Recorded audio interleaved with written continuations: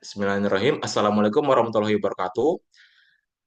Pada kali ini, saya akan menjelaskan dan memaparkan materi mata kuliah pengantar geologi geoteknik pada presentasi kali ini. Dengan materi sejarah proses pembentukan tanah, jenis-jenis dan komposisi tanah akibat pelapukan batuan. Kami dari kelompok 8.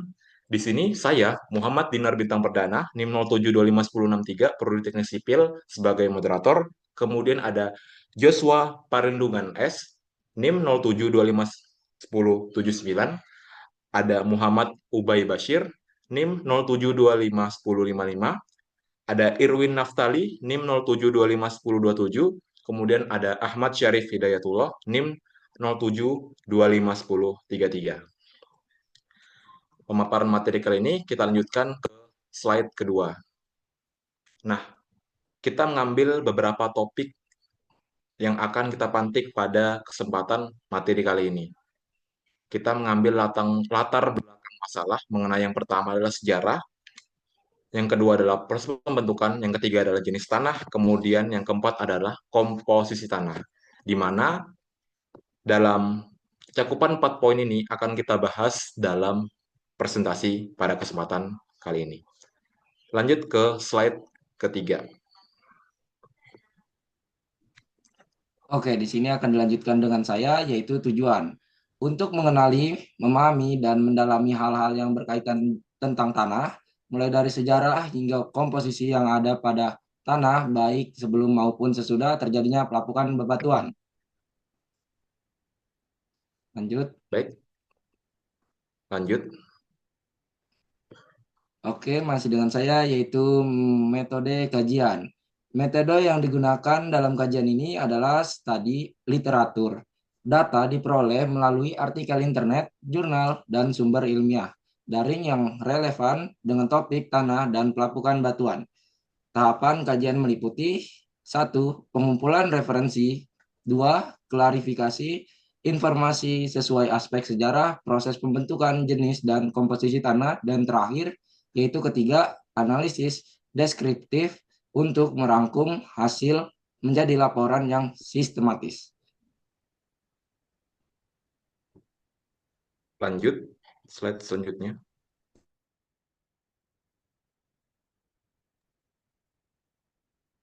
Baik, kita masuk ke hasil dan diskusi. Yang pertama, sejarah dan pengertian tanah.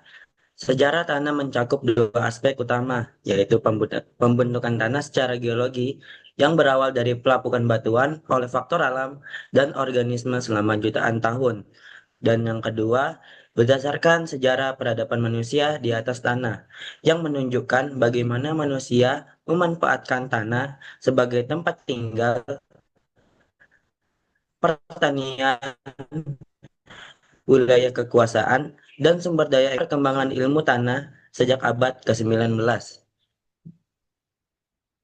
Baik. Selanjutnya adalah proses pembentukan tanah. Dalam video presentasi ini terdapat slide ini mengenai 4 bentuk dari proses pembentukan tanah. Yang pertama dari ujung kiri.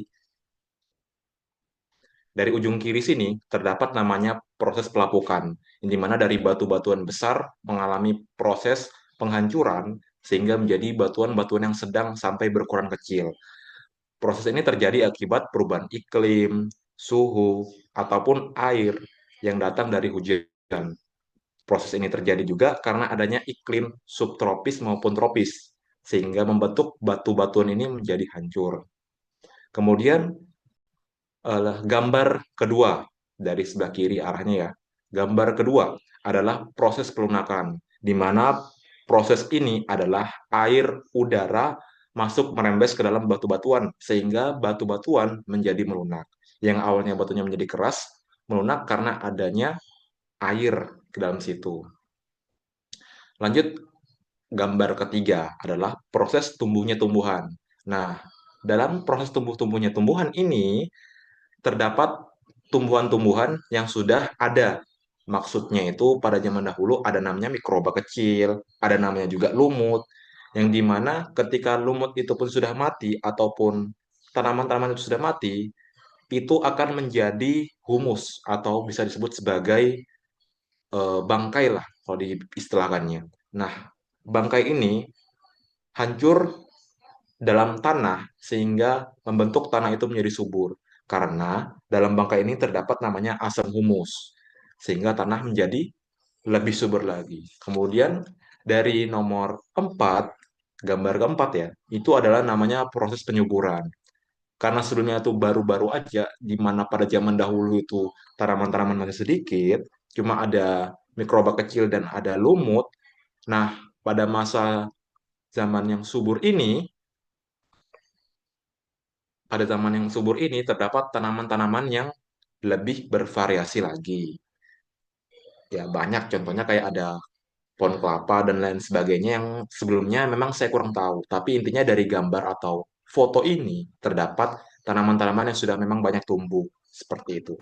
Sehingga proses penyuburan lebih maksimal lagi atau lebih cepat lagi berkembangnya. Semakin banyak tanah, semakin cepat mati, sehingga semakin cepat juga proses penyuburannya. Seperti itu. Lanjut Jadi, pada jenis-jenis tanah. di sini kami memilih 4 jenis tanah.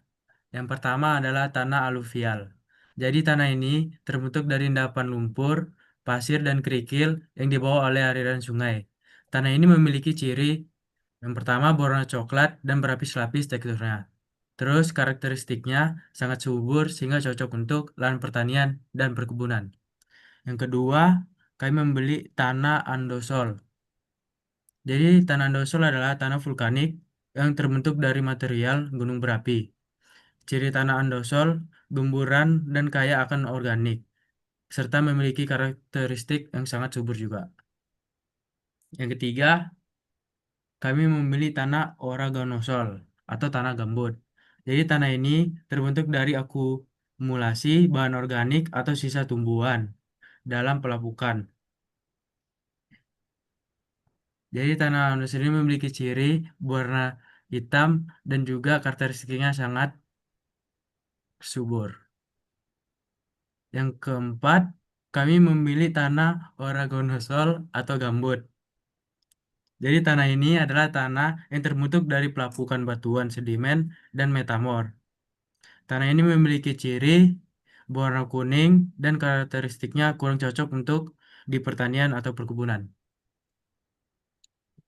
Baik, terima kasih. Lanjut, komposisi tanah.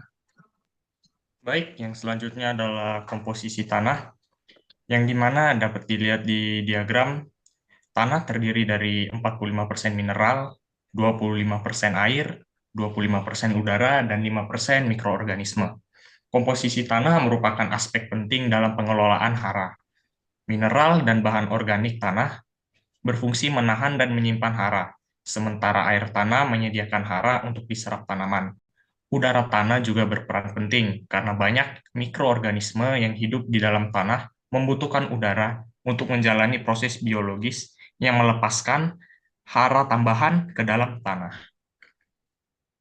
Baik, lanjut. Nah, masuk kepada kesimpulan yang akan saya jelaskan sendiri. Nah, dalam PPT ini menjelaskan bahwa tanah adalah material permukaan bumi yang terbentuk melalui proses geologis dan biologis yang kompleks. Benar, seperti yang saya jelaskan pada proses pembentukan, terjadi perubahan karena adanya iklim, adanya faktor biologis, ada juga faktor lain yang menyebabkan batu menjadi melapuk sehingga menjadi tanah. Nah, dari pelapukan batuan dan bahan organik oleh faktor iklim, dijelaskan ini, faktor iklim, topografi, dan organisme menghasilkan berbagai jenis tanah seperti aluvial dan andosol yang dijelaskan, dan jadi 4 contoh dalam materi presentasi kita tadi. Nah, komposisinya terdiri dari air mineral, bahan organik, air, dan udara yang saling berinteraksi, menghasilkan horizon tanah yang berbeda sesuai dengan sejarah pembentukannya. Itu tadi kesimpulannya.